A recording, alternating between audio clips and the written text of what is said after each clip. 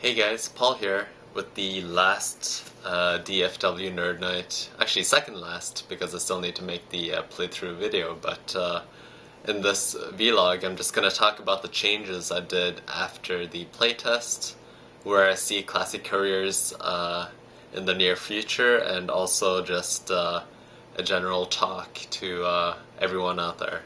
So first off, the changes. I previously had 0 summary cards for players, but now I got many turn order summaries, and I took away some of the item cards to make that fit within the 75 cards. And also changed the bike layout a bit, so as you can see, right now it has a text of number of item cards scored, because people sometimes didn't know if the value was the points that they were getting or the cards that they were scoring away to then get points on those, and it is the latter, so that's why I added that text over there. I also swapped the east and west just because it's more intuitive to a compass, so yeah. Another change that I did was the zone cards. So previously, this is zone number 4. Previously, the dots were quite small, it was hard to see, so I increased the size of those. I also added the die pips instead of a number 4, and what this allows the zone to do is actually to be used for any side. So at the beginning of the game, you really randomize the position of the start disc, so it's either on the bottom and it goes clockwise like so, or it's at the top and it goes clockwise like so. So depending on the positioning of the zone, so either this way or this way, it actually affects the gameplay by being first on the either east side or west side as the die rolls.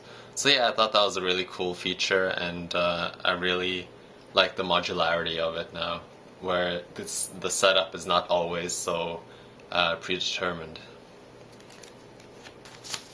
I also created a end tracker, so before I didn't have this, it was all just in pencil. And yeah, that is the changes I did to the cards. There were still a lot of changes to the game itself.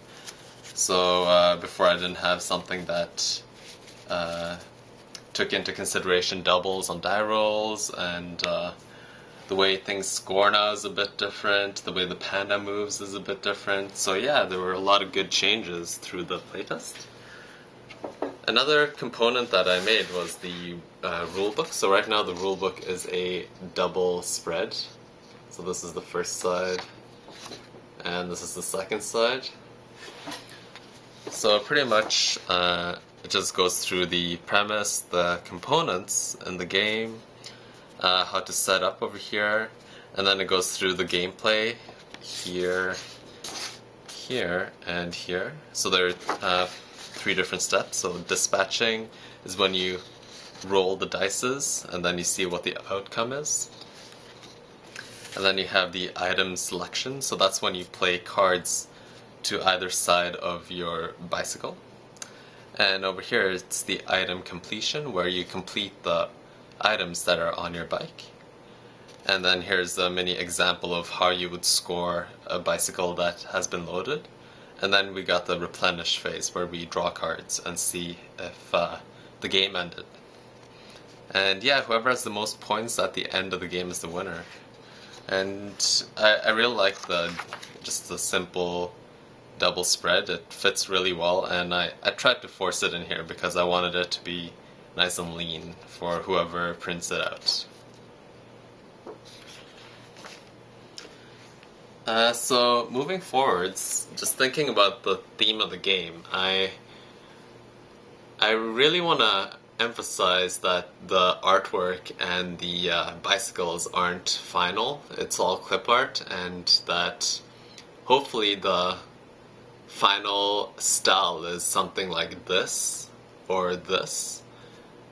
Really fun theme to it where you're delivering like monocles or like old dresses to like fancy parties, or like a big wig, or something ridiculous like horse manure. I don't know. It's a lot of different things that can be delivered when you look at a specific era to find a lot of fun items from that era. And yeah, I just wanna. I haven't picked the era fully yet, but I kind of am leaning to the era with the penny bike, for example. So we'll see what happens with that.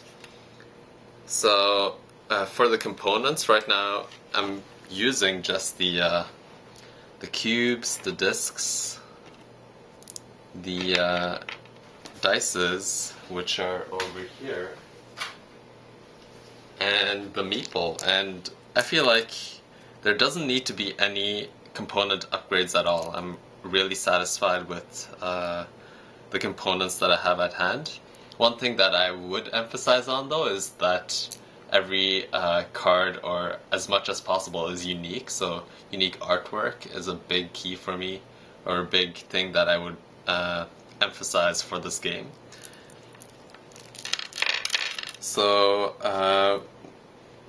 yeah, we'll see what happens. I just want to thank all the contestants. It's been a lot of fun just seeing the different videos and the different songs that came up, and all the, I don't know, whatnot you guys are coming up with. But I'm also looking forward to seeing the gameplay videos and how to place, because I feel like that will really determine my view on a lot of different games, because seeing the process of it being developed is actually quite interesting on its own, but it doesn't really give it justice, and I feel like a gameplay video would. And yeah, I'm looking forward to that.